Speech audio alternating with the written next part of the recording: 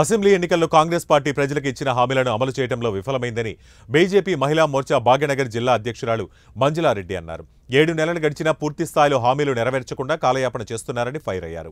సైదాబాద్ మండల తహసీల్దార్ కార్యాలయం ముందు మహిళా మోర్చా ఆధ్వర్యంలో ధర్నా నిర్వహించారు. అబద్ధపు అసత్య ప్రచారాలతో మహిళలను కాంగ్రెస్ మోసం చేసిందన్నారు. మహాలక్ష్మి కింద ప్రతి నెల మహిళకు 2500 ఏటా ₹1,00,000 ఇస్తానని ఇచ్చిన హామీని వెంటనే అమలు చేయాలని డిమాండ్ చేశారు.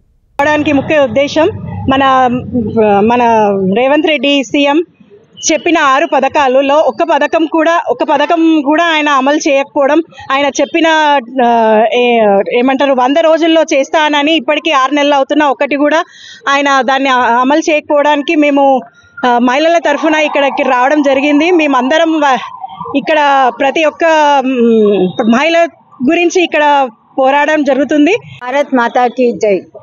ఈరోజు మేము రాష్ట్ర శాఖ పిలుపు మేరకు మా రాష్ట్ర మహిళా మోర్చా అధ్యక్షురాలు శిల్పారెడ్డి గారి పిలుపు మేరకు భాగ్యనగర్ జిల్లా మహిళా మోర్చా ఆధ్వర్యంలో ఈరోజు మెమరాండం ఎంఆర్ఓకి ఇవ్వడం జరిగింది. మనకు రేవంత్ రెడ్డి గారు గద్దెకెక్కి 8 నెలలు అవుతుంది సీఎం అయ్యి.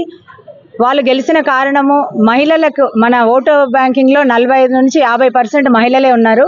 వాళ్ళకి హామీలు ఇస్తాము ఉచితంగా హామీలు ఒక నోటికి వచ్చినాయి కదా అనేసి ఒక 10 హామీలను ఇచ్చేసి మహిళల ఓటు బ్యాంకు తోటే వాళ్ళు గెలవడం జరిగింది, సీటు గెలుచుకోవడం జరిగింది, సీఎం గద్దె ఎక్కడం జరిగింది.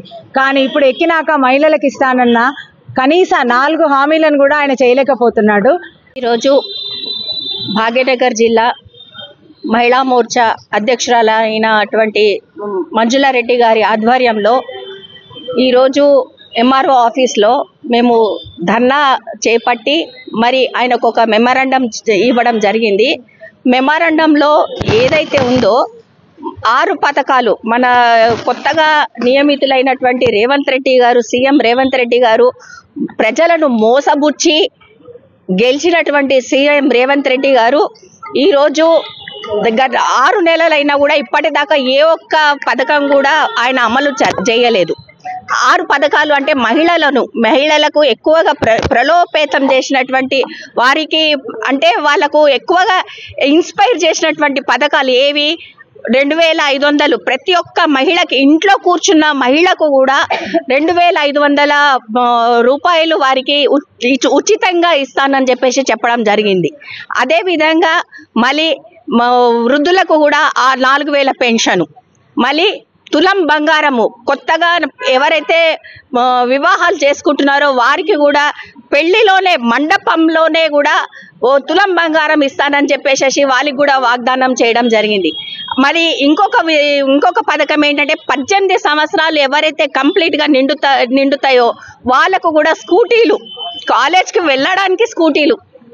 కాలేజ్కే ఇక్కడ ఎందుకు చెప్తున్నానంటే కాలేజ్ అని చెప్పి ఇచ్చేసేసి వాళ్ళను ఎంకరేజ్మెంట్ చేసినట్టు. అంటే ఇప్పుడు ఇవాళ రేపు యూత్ ఎట్లున్నారో మీకు తెలుసు.